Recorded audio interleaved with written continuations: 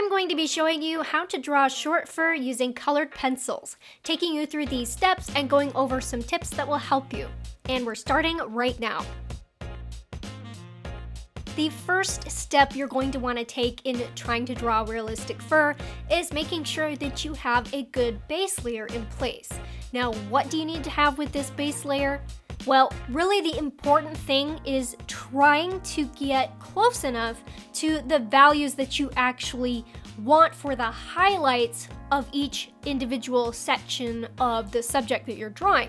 So breaking that down means that think of like quarter-sized or maybe even half-dollar-sized sections, or all of the clumpy highlighted sections. So you look at the highlighted fur in each individual section. Now, in the shadow sections themselves, there are going to be highlighted fur. However, the highlights in those sections aren't going to be as highlighted as they are in the actual more overall highlighted sections of the actual subject. So what you want to do with this base layer is try to match up those highlighted sections as best as you can, and that is going to be your entire base layer. You're trying to match all of those highlighted hairs for each section onto that base layer.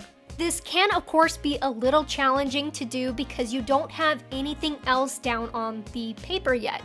And one of the best ways that you can judge your values or try to make sure that you're getting the right values for these highlights down as your base layer is trying to have some darker areas in first. But this being the base layer, you don't really have anything dark down yet. But what you can do instead is also try to get a really dark point in your drawing done first. Just one little tiny area can actually help you out a little bit in trying to get some of this base layer values in. So like for instance, the eyes or the nose or a little bit of the mouth, just a little tiny. It doesn't even have to be very big, maybe like a penny sized, but at least something to go off of for the darkest point in your drawing. Or even just try to get as close as you can, or just a somewhat darker point in your drawing.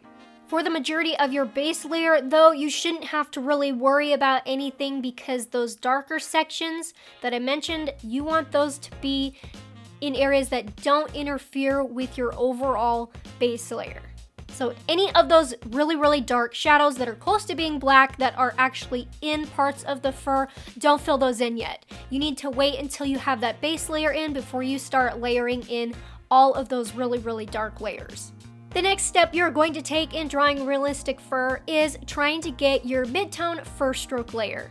Now the key part to this being mid-tone is that you're trying to pick out the mid-tones in maybe your reference photo if you're using one, and use that same color or a color similar to it. However, working with colored pencils, trying to get that mid-tone color and value isn't always going to be just one specific pencil. So you'll have to try and go for the value part first, which is what I often do with my own drawings.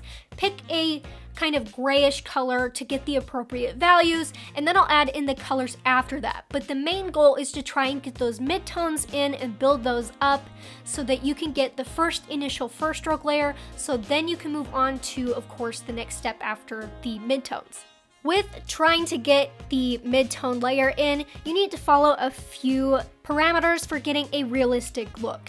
That means making sure that you're paying attention, of course if you're using a reference photo, to the correct fur length as well as the fur direction, and then sometimes even fur size. So depending on the strokes that you make, you need to make some thinner ones and then as well as some thicker ones. It's important as you draw this fur stroke layer that you try to overlap and kind of seamlessly blend all of these strokes together. It's okay if it doesn't completely cover a lot of the spacing between the hairs during this stage. In fact, you actually kind of want that because you want to have some room left per se to have some of that underlayer of the base layer that we did before kind of show through, because ultimately that's meant to be the highlights, right? So you definitely don't want to fill in and cover everything with this mid-tone fur stroke layer. Once you have majority of this filled in for the section of fur that you're working in, or even the whole animal if you want to work in the whole animal, then you're going to want to kind of judge what you have already, compare that to your reference photo, and again, all we're looking at for this stage of the drawing is those midtones. We're not paying attention to the highlights and we're not paying attention to the shadows either. Then what you're going to want to do is try to make any adjustments with your first stroke layer. So oftentimes with my drawings, that includes trying to do another wave, I like to say, of a first stroke layer. So I've got the first initial that I already did down. Now I'm gonna go over it again just to kind of get rid of some of the unevenness with the fur, or sections of it that don't look so natural. They look a little weird, I guess you could say. And what you're also going to want to do during this stage, and probably adding another layer, is trying to add some thicker strokes for this one. Kind of give it a little variation. Fur doesn't look exactly the same over the whole thing, and that is one of the biggest mistakes I see people making with their fur and it not looking realistic in the end, is it's way too uniform, way too stiff looking, and it just does not look like the nice asymmetrical way that fur does. No two sections of fur on an animal are going to be exactly the same, so you need to try and mimic that unevenness of the fur in each of the sections you draw across the whole animal. Now we're going to move into, I would say, pretty much the final step in trying to draw fur, although in each of these steps there are kind of additional things you need to do to your drawing depending on the actual drawing or the subject or the different colors that need to be used. And that is to start drawing in the shadow stroke layer. Now, with this shadow stroke layer, that doesn't necessarily mean you're just trying to get the absolute darkest values in right away. There's kind of like a two-part step to it, almost like the same as the mid-tone first stroke layer. So you're going to be drawing that first initial first stroke layer, go over all of the areas that require shadows, try to get those blocky shapes in for the shadows, and then you're going to want to come back through and do the same thing like you did with the midtones, but do a second wave. And for this second wave, you're going to want to try and get the darkest values, the official darkest values for your fur. And even this may not be completely finished or resolved with doing this second wave layer. You may have to do 3 or 4 of these wave layers afterwards to try and get the right values. And of course, this also depends on trying to add the colors necessary. So even for the mid-tone layers, you're not always going to get the results you need with using one pencil. It depends on the subject, but you're going to have to try and draw some additional colors over the top of that to kind of mix in those different colors to try and get the right effect. And you're going to have to do the same thing for the shadow layer as well. The key to getting realistic looking shadows is to not use just black. You need to use other colors with that. Now, of course, there are some exemptions to this, like certain types of animals that are black or dark, or of course the subject has areas of it that are actually really dark or black, and you're not going to notice, or you wouldn't really need to use any colors for that. But generally speaking, most other subjects that have color in them, you want to try and use some darker colors for those shadows before you start using black. Black is just an enhancer.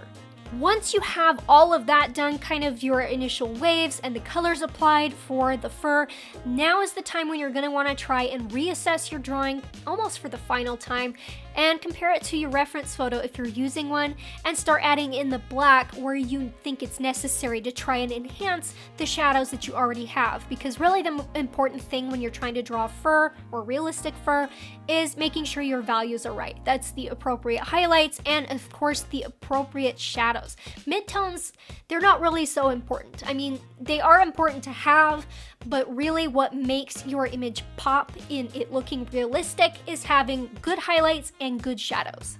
Now I'm going to go over 3 tips that I have for you guys that are going to help you out in drawing realistic fur. The first one is to use a slice tool. Now this is a very handy tool to drawing fur that's going to save you a headache. Now it doesn't work for everything that you're going to draw with fur. Oftentimes I don't use one, but then there are times when I really do want to use one because the particular subject I'm drawing is very hairy. And you know, I draw a lot of animals with a lot of fur, so I guess you could say a lot of animals are very hairy.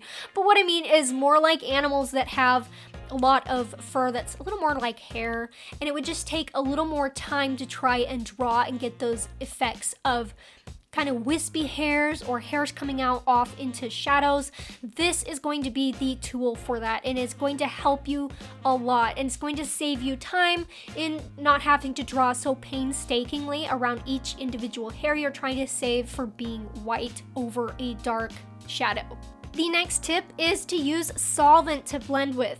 Now this really, in my opinion, is the most ideal way to blend colored pencils because it allows you to be able to blend the pigments of the pencils kind of semi-permanently into the paper, which gives you a number of benefits. Not only can you get a little bit more layers regardless of what kind of paper you're using, but it also allows you to use a slice tool a little more effectively.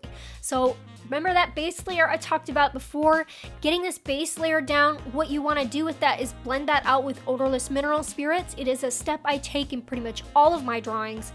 Getting that base layer in, blending that out with odorless mineral spirits, and then I do a lot of my fur work as just burnish blending over the top of that. And then when I use that slice tool, I'm able to scrape everything off really easily to create those hair details. But by having that blended out layer underneath, it semi-permanently put those pigments into the paper. So then when I scrape off the top layer, it reveals that base layer underneath, and it has the color that I already need for the highlights. If you don't use solvent and blend in your first base layer, then when you try to scrape everything off, you'll end up scraping off everything and it doesn't leave that color you want underneath. The other benefit to using solvent to blend with is that you can use a little bit more textured paper, which of course allows you to get more layers as well. Because the solvent breaks down all the binders of the pencils, and using it with a paintbrush to blend with pushes those pigments into all the crevices of the paper so you have no whites left. My next tip is that don't always use sharp pencils when you're drawing fur. Now this particularly comes in handy when you're trying to block in the shapes of the overall shadows, or, leaving areas of the highlights. You're trying to get those blocky shadows in. And having a sharp pencil for this makes things a lot difficult. There are a lot of other artists out there who will tell you to always keep your pencils sharp, and that's going to help you in drawing realistic fur, or maybe you think that you have to have sharp pencils to draw all of those details in. But when it comes to fur, most of the layers that you're building up through this entire process, you're really going to want to use a dull pencil for it because you'll have better results. You want to try and get those smooth transitions of values and those blocky, clumpy shadows, as well as those blocky, clumpy shadows that are part of the first stroke layers that you're doing. Trying to get those ultimate details in that really make it have a lot of realism to it. You're going to be adding it in last, either with a slice tool to try and get individual hairs, or you're also going to be adding that in with using sharp pencils at the very end with the darker colors to try and get more precise details in. And when it comes to drawing realistic fur, it can be a time-consuming process to learn all of the techniques that go into it. And to help out even more in learning to draw realistic fur in animals, I've got real-time tutorial videos you can watch and follow along with. Click this link here to learn more about those and sign up for as little as $5 to $10 a month. Thanks for watching, guys. Have a nice day.